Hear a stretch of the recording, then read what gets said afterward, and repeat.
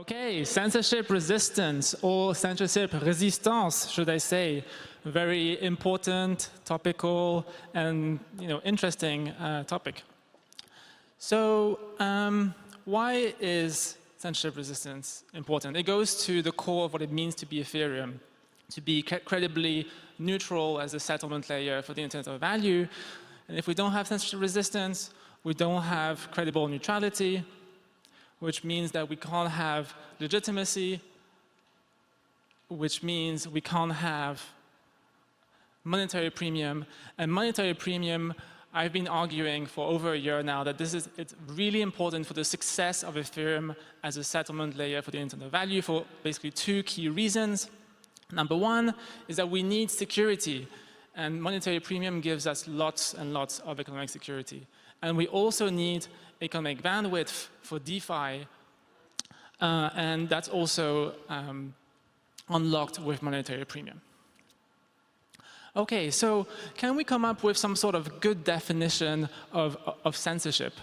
And it turns out that there is a very clean definition thanks to EIP 1559. You might not have guessed it, but basically we have this idea of dynamic block sizes. So we have a target, which is right now is 15 million gas per block, and we have a limit, which is 2 times that. And we have these variable block sizes, where on average we're using 15 million gas per block. And what this means is that the majority of blocks will actually have unused gas. They'll have free space. And so what we can do is simply say that a transaction is being censored if it's paying for the transaction fees, it's valid, it could be included in the next block because there is space, but it's not being included. And so there's all sorts of blocks that are coming in with different usage. And in the first two, if a transaction is in the mempool but not being included, then it's considered to be censored. If the block is full, that's not considered censorship, right? Because there's maybe not space for that transaction. And if there's no block, if it's a so-called empty slot, that's also not considered censorship. And so if the transaction eventually makes it in this 5th block, then what we can say is that there's been a 2-block censorship. Okay, now it's very important, in my opinion, to clarify 2 different types of censorship. Weak and strong censorship, because they have completely different roots and problems and completely different solutions. So weak censorship is this idea that a transaction is censored for a very small period of time, just a few blocks, and then eventually it gets included. And so basically it's as if your transaction is delayed. On the other hand, strong censorship is when your transaction will never make it on-chain. It's like fully and permanently censored. And that's obviously a much worse problem.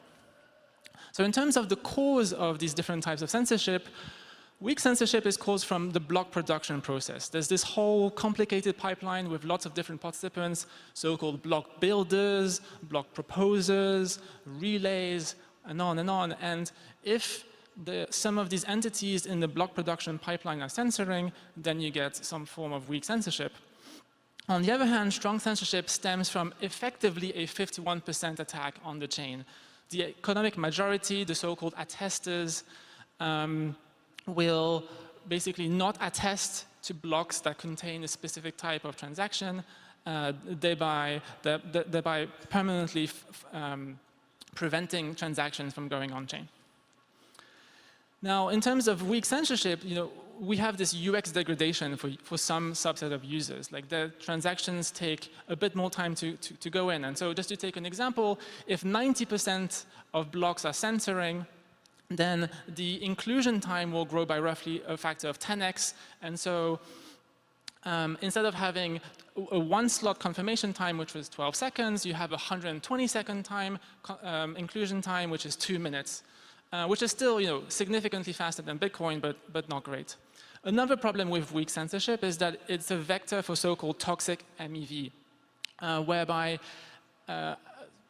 someone can try and extract more value from delaying transactions. So you could try and delay, for example, Oracle updates, or you can try and delay the inclusion of of market orders, like buy and sell orders, to try and manipulate the price of a specific asset. But also, very importantly, weak censorship is a form of loss of legitimacy because the perceived censorship resistance of Ethereum is at play. Even though Ethereum itself is not doing the censorship, right? Ethereum can process transactions. Members within the Ethereum ecosystem are censoring, and that's bad for legitimacy. In terms of the problems of strong censorship, they're pretty obvious, right? One is you lose permissionlessness, and the reason is that you have to ask the censor whether or not to grant you permission to use the chain. You also lose self-sovereignty because effectively you have to play by the rules of the censor. And so if the censor happens to be a government, I don't know, US government, Chinese government, or whatever it is, then you end up with a US chain and a China chain, and this is not what we want. And you also lose credible World War III resistance because you've been 51% attacked, and so we want the chain to be able to resist these attacks, even in the worst of conditions, such as World War III. And the solutions are also completely different. So for weak censorship, we have fully technical solutions, which basically try and improve the auctions that are involved in block production. There's two different auctions. There's a so-called transaction auction, and there's a block auction. And it's just a matter of incrementally improving them until we remove weak censorship. On the other hand, strong censorship has both a technical component and a social component. And really what we want to try and do is to maximize the automated and technical aspect and minimize the social cost of doing these so-called recovery forks from 51% attacks. Okay, so the next part of the talk is split in two parts. One looking at solutions to weak censorship, and then the second part looking at solutions to strong censorship. So again, weak censorship stems from the block production pipeline. So what is exactly in that pipeline? We need to understand that before we can start addressing the solution. So we have a user who has some sort of intent. They go to an interface with that intent. The interface produces a transaction. That transaction goes in the mempool. It gets seen by a searcher. Searchers build bundles. These bundles get given to a block builder, to a relay, to a builder. The builder then gives the block to a relay, and then the relay will give a block header to the proposer. So there's these 6 entities in the pipeline, and basically each one of these 6 entities could be subject to censorship. So let's go through them one by one and see if we can convince ourselves that we can solve weak censorship. So the first one is at the user level, is basically rooted in civil rights. If you're in a jurisdiction where you have property rights and you have freedom of speech, then as a user, you should be able to own a private key, and you should be able to make your own transaction. And so, if you don't have that, for example, if you live in North Korea, then right there at the user level, you're going to fail the censorship resistance. The other aspect is the interface layer. So we've seen, MetaMask, we've seen Uniswap do censorship, and part of the reason here is because these are centralized interfaces. So we need to decentralize them, use things like ENS, decentralized domains, instead of centralized domains like .com. So .eth over .com. We want to be using IPFS.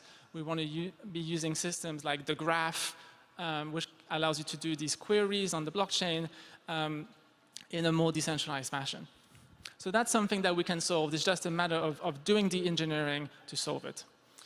Searchers are not really a problem in the first place because their role is basically to insert transactions, right? They're going to front run or back run or insert arbitrage transactions, but their role is not to censor in the first place. So that's not a big deal. Now, I'm skipping the builder and the relay because the builder is the hardest. So I'm kind of going back from proposers upwards. Proposers, it turns out, we have a solution to essentially completely remove the proposers from the equation, which is called MEV smoothing. And MEV smoothing is this idea that proposers are forced to choose the highest paying block at every single round. So right now, a proposer can freely choose which block to include on chain, but with MEV smoothing, they have to pick a very specific block. Relays is a temporary thing with something called MEV boost. It's going to last for maybe a year, maybe two, maybe more, but eventually it's going away with something called enshrined or native PBS. So this role will completely disappear. And now we're left with the final boss, which is the builder. How do we make sure that the builder doesn't censor? And here we have basically two solutions. One is this idea of an encrypted mempool, and the second one is this idea of inclusion lists, transaction inclusion lists. And so in this section, I'm going to try and talk about MEV smoothing, encryption, and inclusion lists. Okay, so MEV smoothing, what is it? So we have the builders, at every single slot they produce blocks, and right now the proposer has the freedom to choose whatever block they want. It could be a censored block, it could be an uncensored block. So that's the status quo today, and MEV smoothing changes this picture a little bit, where basically the proposer is asked to rank the blocks by value. So each block comes with a bid, which is the amount of money that the proposer will receive if they include the block on chain. And MEV smoothing says the proposer must choose the highest paying block. And if it doesn't, then the attesters are not going to attest to the proposer's block, and the block is not going to make it on chain. So the proposer has only two choices, either to not include a block at all or include the highest paying block. Basically, we're removing the discretionary power of proposers from the equation. Okay, good. So now let's move on to builders. And here we have this idea of an encrypted mempool. What is it? It basically says that when you make a transaction, first you're going to encrypt it off-chain. You're going to have it be encrypted in the mempool, and then you're only going to decrypt it once the transaction is included on-chain. So it looks like this. You encrypt off-chain, you include it on-chain, you decrypt, you execute.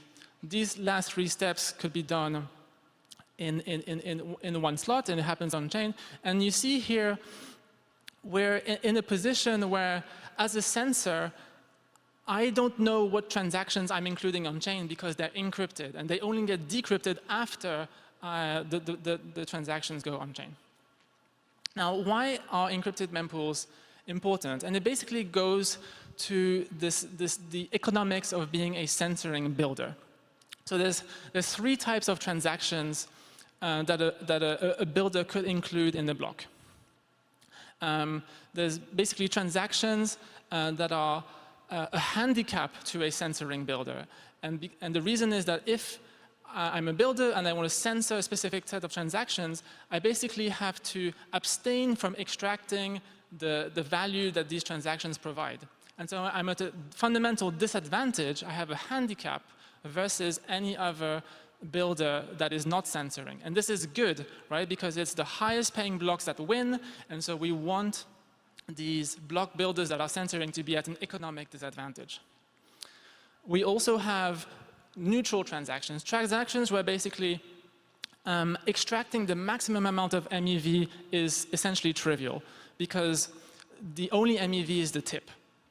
And so this includes ERC20 transfers, NFT transfers, ETH transfers, and these really don't provide much of they're not really relevant in this picture of censorship economics. And then in terms of the opportunity to censor, basically a censoring builder needs to have some sort of an edge over all the other builders to be winning these block auctions. And there's two types of ways that you can have an edge. One is to look at arbitrage transactions, which are basically transactions that are orthogonal to user transactions. They're just inserted to do an arbitrage between the real world off-chain and the on-chain world. And you have front-running. And the idea of of encryption is to basically take all the user transactions and encrypt them. And that has two very positive effects. The first one is that it greatly increases the handicap for a censoring builder. And the reason is, if the censored transactions are hidden within the non-censored transactions, then I have a choice. If I really want to censor the censored transactions, then I have to censor all the encrypted transactions. And so if there's only 1% of transactions which I want to censor that are hidden within 99% of other encrypted transactions, then my handicap basically increases by a factor of 100, like 2 orders of magnitude, which is a great thing. And the other interesting thing is that it reduces the opportunity for censoring attackers to have an edge. And the reason is that sandwich transactions and then basically front-running transactions are no longer possible because you don't know the content of the transaction as a builder, and so you can't go front-run these transactions. Okay, final technique, transaction inclusion lists. So here the idea is that the proposer who observes some transactions not going on-chain can tell the builder, I want these transactions to be included in my block if there is space for these transactions. And so basically it's a list of transactions, and the builder responds with a block with the additional constraint that it includes the transactions that must be included if there is space. So in this picture, there is some unused gas, some free space, and so all the transactions in the inclusion list must go in this block. And basically, it's a way to prevent against this very extreme edge case where, like, even, for example, all the builders are censoring. There's no competition whatsoever. Okay, so I only have a few minutes for the second part, so I'll go quite fast. But remember that strong censorship is this idea that 100% of the blocks are censoring a given type of transaction. Transactions just can't go on-chain because you have a 51% attack. And so what we want to be doing is to coordinate a fork.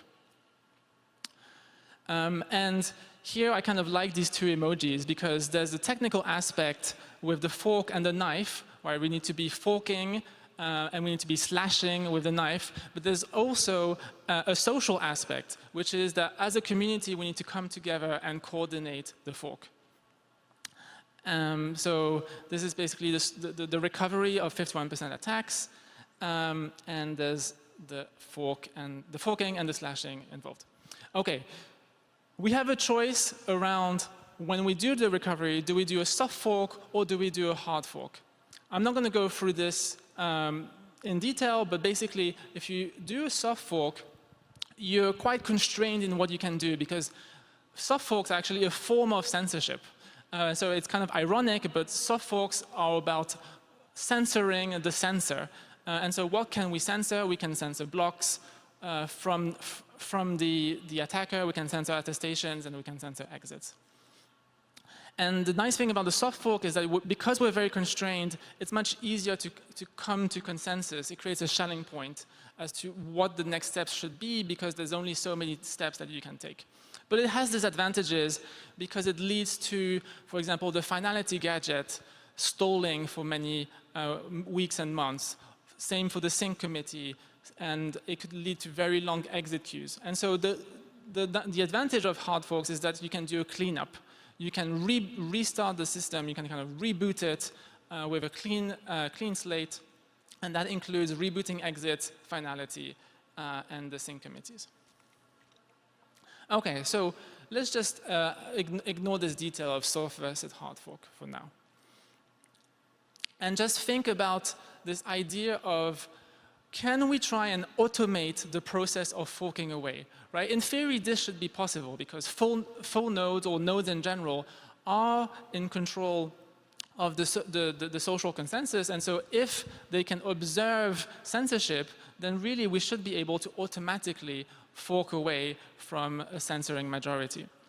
But there's kind of two fundamental limitations. One is technical. You need so-called synchrony. So you need your node to be online.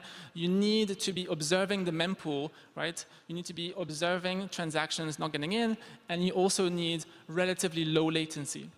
And not all nodes have this. So for example, wallet-like clients, most of the time they're offline. What about smart contract-like clients? Well, they don't have the ability to observe the mempool. And so some type of nodes fundamentally will have to be manually updated and can't have this automatic technical forking process. There's also social limitations to automatic forking. The first one is, was this a false alarm, right? It could be that there's some sort of bug. One of the clients is accidentally censoring. Do we really want to trigger like a very expensive recovery process for something which is just a false alarm and will be fixed in a few days? Are we ready for a fork, right? If, for example, USDC has decided that they will choose the censoring majority, then do we really want to collapse a large part of DeFi and risk a catastrophe if we're not ready? And also, there's a question around harshness. We have the ability with proof of stake to heal by basically penalizing the attacker. And like, how harshly do we want to penalize the attacker? And that's not something that we can necessarily fully nail down just technically. Okay, last set of slides. So basically, the strategy that I'm putting forward here is this idea of semi-automatic forking. Right? So we want some subset of the nodes, those with very good synchrony. They're online, they're observing the mempool, they benefit from low latency, to be able to automatically detect censorship and create a fork template. Right? And they do this in two phases. The first phase is the attribution phase, where basically they're observing the Ethereum chain and the peer-to-peer network, and they come to some sort of consensus as to which transactions are being censored and who is doing the censorship. And then there's this other phase, which is the upgrade phase, where once we've come to consensus on how we want to proceed, who we're going to penalize, et cetera, then we actually need to manually update at least some of the nodes that can't be automatically forking. And then we also have this unwind period whereby we need the community to be ready to fork off this majority. And in the case of USDC, for example, we need to give the community enough time to be able to redeem USDC for real USDs and basically opt out of services that wish to censor. And one of the things that needs to happen here is that things need to be very, very slow and very, very structured, so that you reduce the amount of decisions that need to be done. And one thing that might be reasonable is having these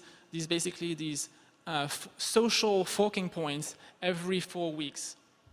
And so if we have an attribution phase, which is at least 4 weeks, and an upgrade phase, which is at least 4 weeks, then we have at least 2 months, basically, to really fully prepare for these forks, to fully unwind, and to fully update some of the nodes that can't automatically fork off, in particular the light clients.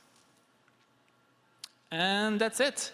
I'm very optimistic on censorship resistance, because we have the technology to solve weak censorship, and we also have the technology to largely automate the recovery from 51% attacks, and we only need the social layer to basically put a final stamp on these automatic forks to recover from censorship. Thank you.